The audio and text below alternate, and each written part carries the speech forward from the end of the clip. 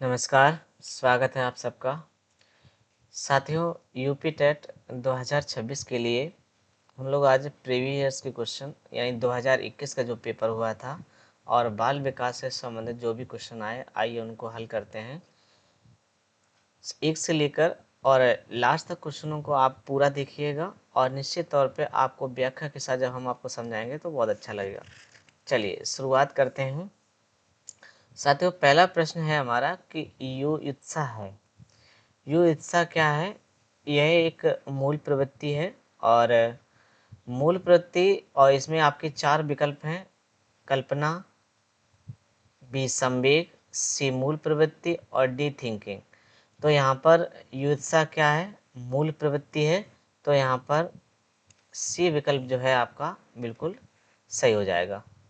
चलिए अगला प्रश्न है कि बालकों के सामाजिक विकास को प्रभावित करने वाले तत्व निम्नलिखित में से कौन से हैं? पहला है शारीरिक तत्व, दूसरा है सामाजिक परिवेशजन्य तत्व और तीसरा है आर्थिक तत्व और चौथा है वंशानुगत। यानी बालक के जब सामाजिक विकास को प्रभावित करने की बात आएगा तो उसमें सामाजिक परिवेशजन्य तत्व होगा।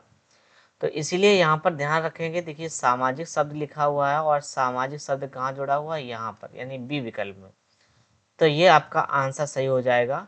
देखिए बालक का जो समाज होता है, जो समाज का विकास होता है बालक का, वो कहाँ से होता है? परिवार से होता है, स्कूल से होता है, साथियों के खेलने से। ऐसा जो सामाजिक उसका वातावरण हो, तत्व हो, कम्युनिटी है, समूह है, स्कूल है, ये सारी चीज़ें उसका क्या होता है? बालक का समाज होता है। प्रश्न नंबर तीसरा आया है कि शारीरिक विकास का एक प्रमुख नियम निम्न में से कौन सा है? पहला नियम दिया है कि द्रुतगामी विकास का नियम, दूसरा है अनियमित विकास का नियम। अनियमित विकास का कोई नियम नहीं होता, ये गलत है। मानसिक विकास से भिन्नता का नियम, ये भी गलत है। और यहाँ कल्पना और संवेगात्मक विकास से संबंध का नियम, ये भी गलत है। तो यहाँ पर पहला ए विकल्प सही है, यानी कि द्रुतगामी विकास का नियम। इसमें क्या होता है कि शुरुआत में धीमा और फिर तीव्र गति से विकास होता है। चलिए अगला प्रश्न है हमारा, निम्नलिखित में से कौन सा विकास का सिद्धांत नहीं है? निम्नलिखित में से कौन सा विकास का सिद्धांत नहीं है? तो इसमें पहला विकल्प है परस्पर संबंध का सिद्धांत, ये तो है। निरंतर विकास का सिद्धांत है। अनुकूलित प्रत्यावर्तन सिद्धांत, ये कोई विकास का सिद्धांत नहीं है। तो यहाँ पर आपका सी विकल्प जो है वो बिल्कुल सही होगा। और समान प्रतिमान का सिद्धांत, ये भी आपका विकास से संबंधित सिद्धांत है। तो ये चीज़ आप ध्यान रखेंगे। चलिए अगला प्रश्न है, प्रश्न नंबर 5। विकास के परिणाम स्वरूप नवीन विशेषताएं और नवीन योग्यताएं प्रकट होती हैं, यह कथन किसका है? तो ये कथन है देखिए श्रीमती हरलॉक ने क्या कहा था? न्यू कैरेक्टरिस्टिक एंड एबिलिटीज, नवीन विशेषताएं और नवीन योग्यताएं किसमें प्रकट होती हैं? विकास के परिणाम स्वरूप। तो यहाँ पर बी विकल्प जो है आपका बिल्कुल सही होगा, श्रीमती हरलॉक।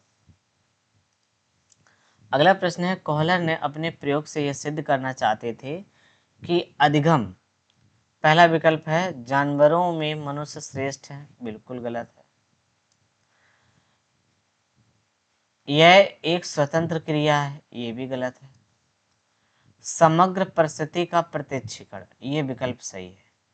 समग्र प्रत्यक्षीकरण यानी समग्र परिस्थिति का प्रत्यक्षीकरण कोहलर ने अपना एक वनमानस पर प्रयोग किया और वनमानस के प्रयोग में इन्होंने सूझ का सिद्धांत को प्रतिपादित किया। इसमें क्या किया इन्होंने, एक बॉक्स में और वनमानुष सुल्तान नामक वनमानुष को एक पिंजरे में बंद कर देते हैं और ऊपर केले लटका देते हैं और यहाँ पर लकड़ी के बॉक्स रख देते हैं। और फिर क्या करता है कि ये वनमानुष इसको केला खाने का प्रयास करता है। कई बार प्रयास करने पे ये हार जाता है। फिर इसने सोचता है क्यों ना हम एक के ऊपर एक बॉक्स रखें, तब इस पर रखकर पहुंचने का प्रयास करता है, फिर भी नहीं पहुंच रहा होता है। फिर इसके बाद एक और बॉक्स रखता है, फिर भी नहीं पहुंच रहा होता है। फिर पास में पड़ी एक छड़ी लेता है, उस छड़ी से उस पर चढ़कर और फिर इसको केले को गिराता है और केले गिर जाते हैं। तो और ये इसको खा लेता है। तो यहाँ पर क्या है कि सूझ का जो सिद्धांत है ये इसकी समग्र परिस्थिति का प्रत्यक्षीकरण है। यानी कि कैसी भी परिस्थिति हो, अगर वो व्यक्ति दिमाग लगाकर उससे चीज अपना काम कर लेता है तो इसी को कहा जाता है समग्र परिस्थिति का प्रत्यक्षीकरण। ठीक है, चलिए तो अगला प्रश्न है आपका,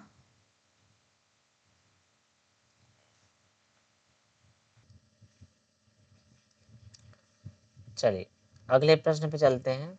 तो अगला प्रश्न है हमारा, किसने पाठ योजना की पंच पद प्रणाली प्रतिपादित किया? किसने पाठ योजना की पंच पद प्रणाली प्रतिपादित किया? तो यहाँ पर आपका बी विकल्प सही है, हर्बर्ट ने। हर्बर्ट ने क्या किया, इन्होंने किसी भी पाठ योजना की 5 चीजें बताई हैं। पहली चीज है कि प्रिपरेशन यानी तैयारी करना, दूसरा है प्रस्तुतिकरण, उसका प्रेजेंटेशन देना, तीसरा है तुलना करना, चौथा है सामान्यीकरण और पांचवा है प्रयोग। तो ये 5 चीजें हर्बर्ट महोदय ने इसको बताया है। चलिए अगले प्रश्न पे चलते हैं। अगला प्रश्न है प्रश्न नंबर 8, निम्नलिखित में ग्रंथियों के आधार पर व्यक्तियों के विभिन्न प्रकार की चर्चा किसने की है? यानी कि जो विभिन्न प्रकार की ग्रंथियां हैं इसके आधार पर चर्चा किसने की है? तो यहाँ पर पहला विकल्प सही है आपका, कैनन। तो जुंग की बात करें तो जुंग ने, क्रेस्मर ने, स्प्रेंजर ने, इन्होंने क्या किया, व्यक्तित्व के बारे में चर्चा की है, व्यक्तित्व के बारे में बताया है। लेकिन यहाँ पर व्यक्तित्व में ग्रंथ की बात करें तो इसमें किसका नाम आएगा, कैनन। अगला प्रश्न है, सृजनात्मक मौलिक परिणामों को अभिव्यक्त करने की मानसिक प्रक्रिया, यह कथन किसका है?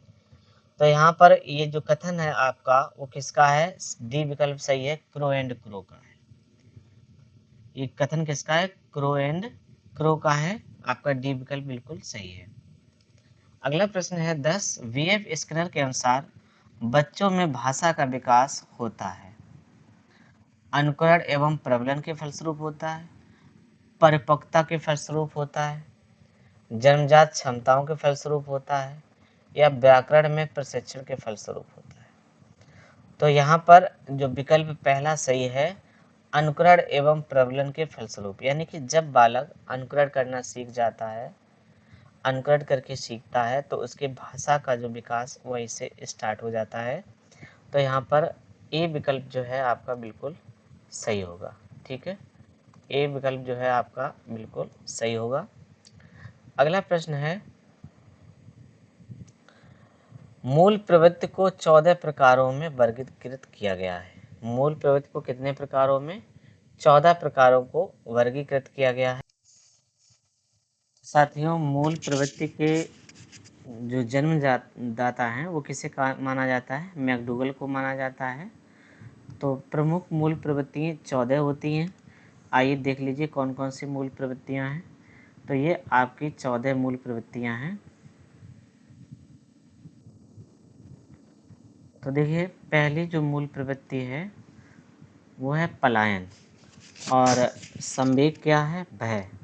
दूसरी मूल प्रवृत्ति है युत्सा। युत्सा ही देखिए अभी पूछा गया था।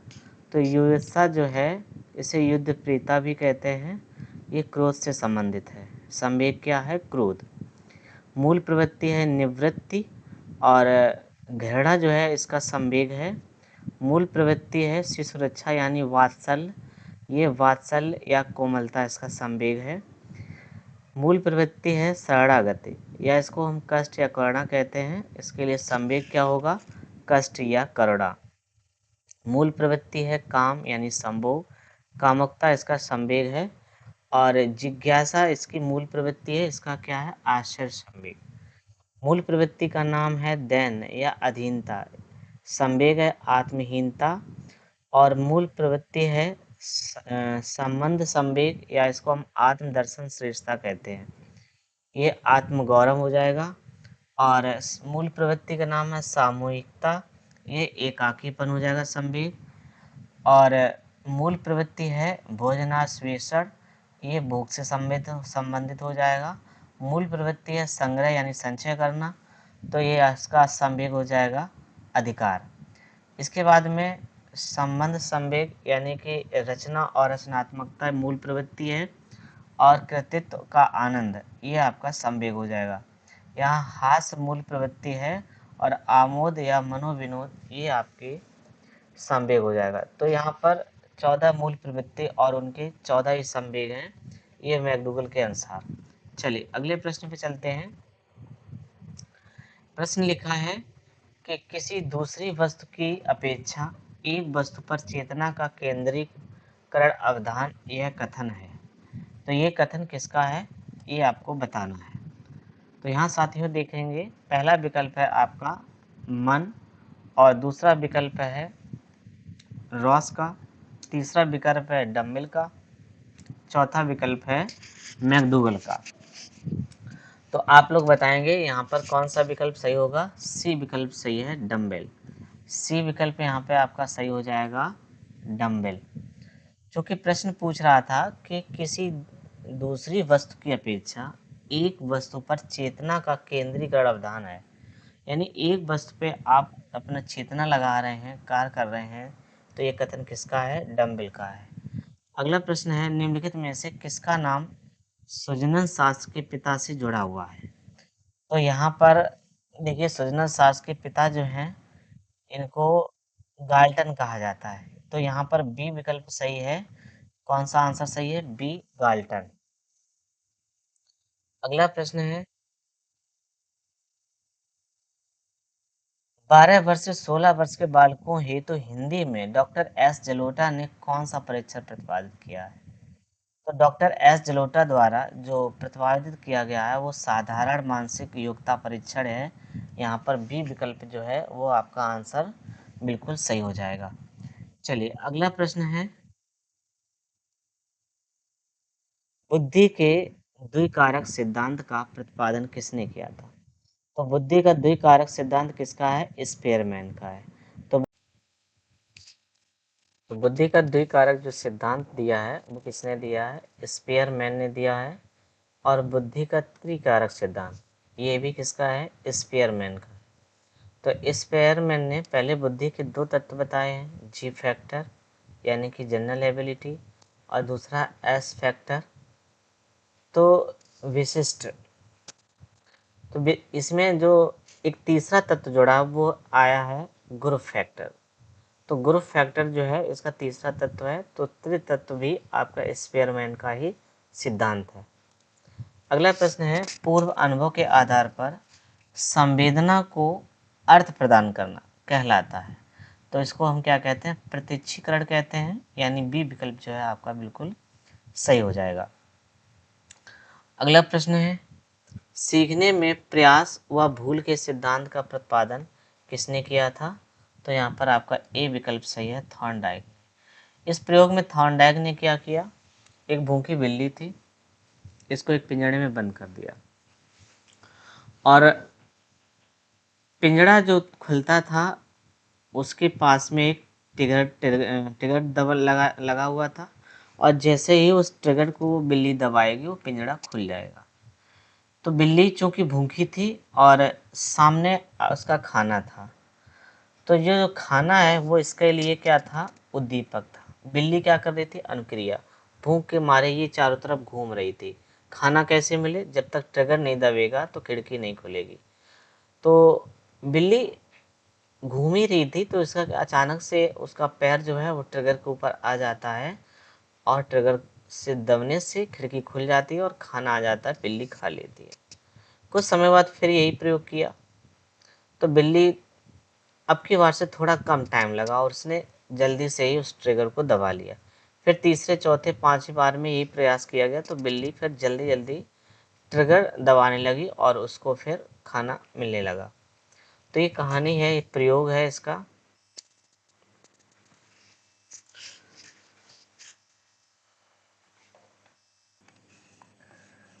चलिए अगले प्रश्न पे चलते हैं। तो अगला प्रश्न है हमारा प्रश्न नंबर 18। लिखा है कि औसत बुद्धि वाले बालकों की बुद्धि लब्धि स्तर होता है। तो औसत बुद्धि लब्धि वाले बालकों का जो बौद्धिक स्तर होता है वो कितना होता है, 90 से 109। यानी कि ए विकल्प जो है ये सही हो जाएगा। ये सामान्य या औसत बुद्धि इन्हीं को कहा जाता है। चलिए अगले प्रश्न पे चलते हैं। तो निम्न में से कौन सा तरल क्रिस्टलीय बुद्धि के प्रतिमान के प्रतिपादक थे? तो यहाँ पर सी विकल्प सही है आपका, कैटल। तरल बुद्धि और क्रिस्टल बुद्धि इन दोनों के प्रतिपादक कैटल हैं। और अगला प्रश्न है, क्रिया प्रसूत अधिगम सिद्धांत को प्रतिपादन किया था, किसने किया था? तो यहाँ पर टी विकल्प सही है, स्किनर ने। तो क्रिया प्रसूत जो अधिगम का सिद्धांत है वो स्किनर ने किया था, प्रयोग इस पर चूहा पर। अगला प्रश्न है आपका, ब्लू प्रिंट निम्न में से किसका महत्वपूर्ण घटक है? तो ब्लू प्रिंट जो है निम्नलिखित में से यहाँ पर सी विकल्प जो सी सही है, यानी परीक्षण निर्माण अर्थात टेस्ट पेपर निर्माण का ये प्रमुख घटक है। चलिए अगले प्रश्न पे चलते हैं। तो प्रश्न नंबर 22, विकास की पूर्व संक्रिय अवस्था निम्न में से किसने दिया था? तो विकास की जो पूर्व संक्रिय अवस्था है और पहली अवस्था है संवेदी गामक, यानी कि ये 0 से 2 वर्ष की अवस्था होती है। फिर ये आपकी 2 से 7 वर्ष की, इसको प्री ऑपरेशनल एज कहा जाता है, यानी कि पूर्व संक्रियात्मक अवस्था। फिर आपका 7 से 11 ये संक्रिय अवस्था आ जाएगी और इसके बाद में ये आपकी मूर्त संक्रियात्मक अवस्था आ जाएगी 11 से ऊपर। अगला प्रश्न है, MPPI परीक्षण का उपयोग निम्न में से किसके मापन में किया जाता है? तो ये पर्सनालिटी अर्थात व्यक्तित्व के मापन में इसका प्रयोग किया जाता है। अगला प्रश्न है, अधिगम हेतु निम्न में से क्या सर्वाधिक आवश्यक है? तो अधिगम के लिए सबसे जरूरी क्या चीज़ है? अभिप्रेरणा। सबसे पहले आपको अभिप्रेरणा मिलेगी, इसके बाद में आप उस अभिप्रेरणा के अनुसार आगे बढ़ेंगे और अपने लक्ष्य को प्राप्त करेंगे। चलिए अगला प्रश्न है इसी प्रकार से, प्रश्न नंबर आपका 25, शैशव काल का समय क्या है? तो बच्चे अक्सर कंफ्यूज रहते हैं कि शैशव काल की अवस्था कहीं जन्म से हम 6 वर्ष पढ़ते हैं, कहीं जन्म से 2 वर्ष पढ़ते हैं। तो हम बता दें आपको, अगर शैशव काल लिखा हो तो उत्तर आप जन्म से 2 वर्ष सही करेंगे। वहीं पर अगर शैशवावस्था लिखा हो तो उसमें जन्म से 5 या 6 वर्ष का विकल्प आता है। चलिए अगला प्रश्न है, कोहलर ने निम्न में से किससे संबंधित है? तो कोहलर जो है वर्णमानुष से संबंधित है, सूझ के सिद्धांत से संबंधित है, और ये सिद्धांत जो है किससे संबंधित है? अधिगम से संबंधित है। तो यहाँ पर आपका डी विकल्प जो है बिल्कुल सही हो जाएगा। तो सूझ के सिद्धांत में कोहलर ने क्या किया था, ये कहानी हम आपको बता चुके हैं। इसमें देखिए ये बॉक्स रखता है और इस पर चढ़कर फिर क्या करता है, ये केलों को प्राप्त करता है। अगला प्रश्न है आपका, मैकडूगल के अनुसार मूल प्रवृत्तियों की संख्या कितनी है? तो ये 14 संख्या है, इसकी भी हम चर्चा कर चुके हैं। चलिए अगला प्रश्न है, मानसिक उद्दीलन प्रतिमान का प्रयोग निम्न में से किसके शिक्षण हेतु किया जाता है? तो यहाँ पर डी विकल्प सही है, समस्या समाधान के शिक्षण के लिए किया जाता है। और अगला प्रश्न है आपका, निम्न में से प्रयोग किसके द्वारा प्रयोग कुत्ते का एक विषय था किसके प्रयोग में? तो ये पॉवलॉक का कुत्ता। यहाँ पर आप सब सही हो जाएगा, थॉर्नडाइक की बिल्ली हो जाएगी, स्किनर का चूहा हो जाएगा, कोहलर का चिंपांजी हो जाएगा। अगला प्रश्न है, मौलिकता नमनीयता तथा प्रवाह निम्न में से किसके घटक हैं? तो ये तीनों घटक जो हैं सृजनात्मकता के हैं, मोस्ट इम्पोर्टेंट है, यही चीज़ें पूछी जाती हैं यहाँ से, तो आप लोग ध्यान रखेंगे। तो ये 30 प्रश्न थे और मुझे उम्मीद है आप लोगों को अच्छा लगा होगा। अगर वीडियो अच्छा लगे तो लाइक कर दीजिएगा, चैनल सब्सक्राइब कर लीजिए। तो इसी प्रकार से हम और भी 30 प्रश्नों के सेट जो है प्रीवियस ईयर के लेकर आएंगे। आज के लिए फिर इतना ही रखते हैं। बहुत बहुत धन्यवाद आप सबका। Thank you.